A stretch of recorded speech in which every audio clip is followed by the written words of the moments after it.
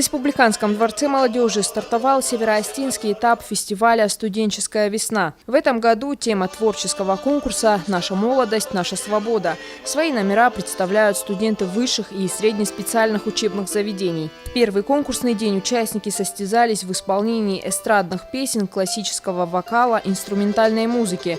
Мастерство студентов оценивало профессиональное жюри. В его составе заслуженные артисты республики, педагоги колледжа культуры. В ближайшие 2 дня студенты также выявят лучших в театральном направлении и оригинальном жанре. Имена победителей станут известны 5 апреля на грандиозном гала-концерте. Финальный тур, который проходит сейчас, до этого каждое учебное заведение проводит у себя отборочные туры, либо формирует делегацию своего учебного заведения и представляет уже на финале.